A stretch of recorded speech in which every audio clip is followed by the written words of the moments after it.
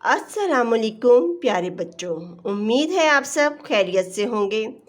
آج میں آپ کے لیے چھٹی جماعت کی کتاب چمپا سے سبق بائسیکل کی تعلیم کی تیسری مشق لے کر حاضر ہوں۔ تیسری مشق میں ہم نے محاوروں کے جملے بنانے ہیں۔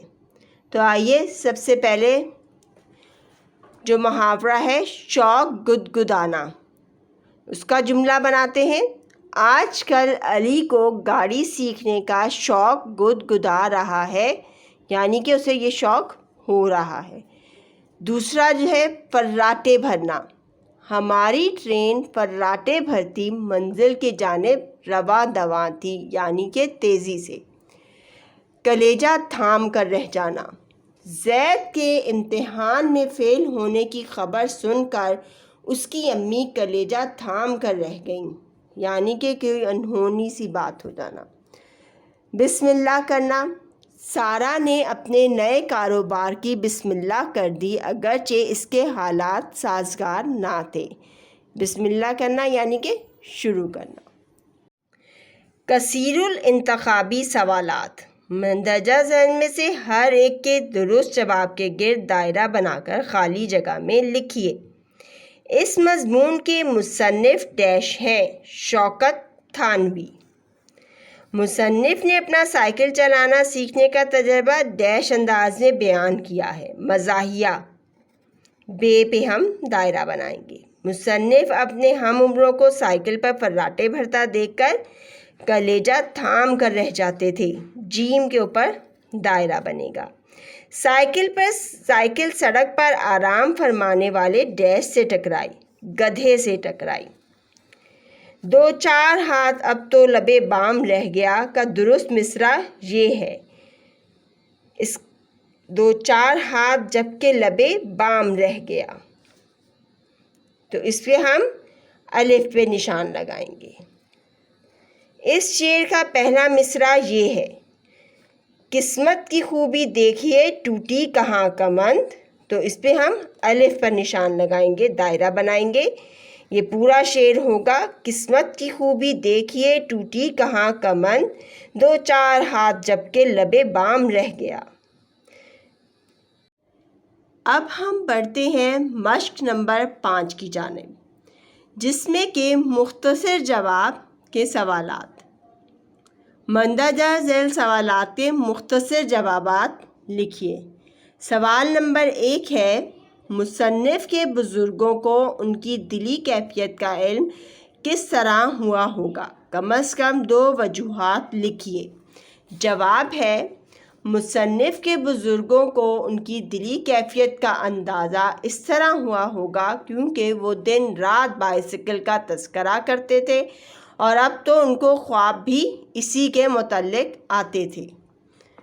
سوال نمبر 2 ہے، مصنف کو پہلی بار سائیکل چلانے کا موقع کیسے ملا؟ جواب ہے، ایک دن مصنف کے گھر ایک صاحب ان کے کسی بزرگ سے ملنے آئے تو وہ بائسیکل پر تشریف لائے تھے، اس طرح ان کو یہ موقع مل گیا۔ سوال نمبر 3، بزرگوں نے کیا طے کیا تھا؟ جواب ہے، بزرگوں نے یہ طے کیا کہ پہلے کسی پرانی بائسیکل پر مشق کی جائے اور جب وہ چلانی آ جائے تو نئی خریدی جائے۔ سوال نمبر 4، مضمون کے اختتام میں ایسا کیا ہوا ہوگا جو ناقابل تحریر تھا؟ جواب ہے، مضمون کے آخر میں یقیناً مصنف کی گھر والوں سے پٹائی ہوئی ہوگی اور ان کو خوب باتیں سننے کو ملی ہوں گی جو کہ ناقابل تحریر ہوں گی۔ سوال نمبر 5 ہے، اس مضمون کا کون سا حصہ آپ کو بہت مزیدار لگا؟ نقل کیجیے۔ تو اس میں بچوں آپ نے خود سے اپنی رائے دینی ہے، جو بھی واقعہ آپ کو سب سے مزیدار لگا ہو وہ لکھیے۔ اب ہم بڑھتے ہیں تفصیلی جوابات کی طرف۔ درجہ ذیل سوالات کے تفصیلی جوابات لکھیے۔ سوال نمبر 1 ہے، سبق کا مرکزی خیال کیا ہے؟ جس کا جواب ہے، اس سبق کا مرکزی خیال بائسیکل چلانا سیکھنا ہے۔ ہر انسان کو کسی نہ کسی عمر میں کوئی چیز سیکھنے کا جنون کی حد تک شوق ہوتا ہے اور وہ اس کو سیکھنے کے لیے ہر حد تک جانے کے لیے تیار ہوتا ہے۔ یہی حال اس سبق میں مصنف کا بھی تھا، جو کہ سائیکل چلانے کے شوق میں اتنے آگے نکل گئے کہ گھر آئے مہمان کی سائیکل لے کر اپنا شوق پورا کرنے نکل کھڑے ہوئے اور پھر سائیکل کی بھی درگت بنوائی اور اپنی بھی۔ اب ہم بڑھتے ہیں سوال نمبر 2 کی جانب۔ مندرجہ ذیل نثر پارے کی تشریح کیجیے، سبق کا عنوان اور مصنف کا حوالہ بھی دیجیے۔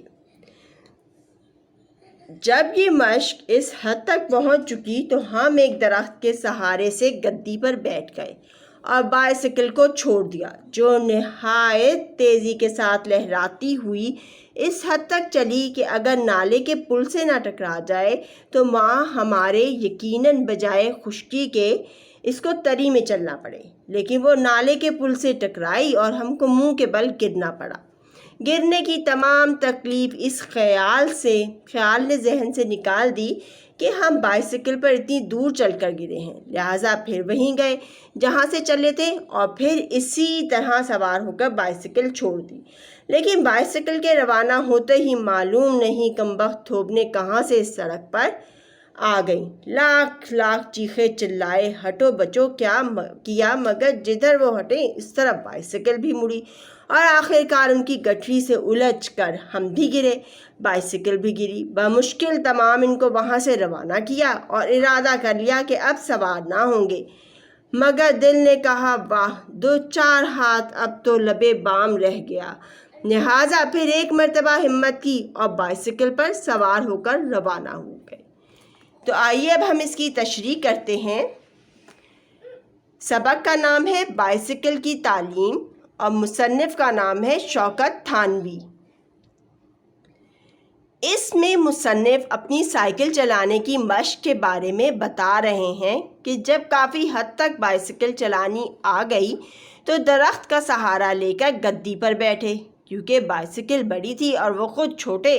جیسے ہی گدی پر بیٹھے بائسیکل چل پڑی اور وہ ان کے قابو سے باہر ہو گئی اور نالے پر بنے پل سے ٹکرا کر رک گئی۔ اگر پل نہ ہوتا تو مصنف بائسیکل سمیت پانی میں تیر رہے ہوتے، لیکن وہ پل سے ٹکرا کر زمین پر آ گرے۔ لیکن پھر بھی انہوں نے ہمت نہ ہاری اور دوبارہ اسی درخت کے پاس جا کر بائسیکل پر سوار ہوئے اور اسے اسی طرح چھوڑ دیا، لیکن اس بار پل کے بجائے دھوبنیں سامنے آ گئیں۔ وہ خوب چیخے چلائے کہ شاید بچت ہو جائے، لیکن کیونکہ سائیکل قابو سے باہر تھی اس لیے پھر ان سے ٹکرا کر گر پڑے۔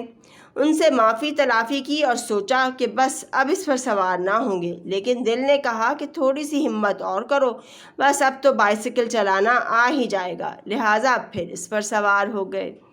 امید ہے بچوں آپ کو آج کا سبق پسند آیا ہوگا اور یہ بہت مزے کا بھی تھا۔ اس میں مصنف نے اپنی بائسیکل کی تعلیم کو اتنے مزاحیہ انداز میں بیان کیا کہ پڑھ کر مزہ آیا۔ اپنا بہت سا خیال رکھیے گا۔ اللہ حافظ۔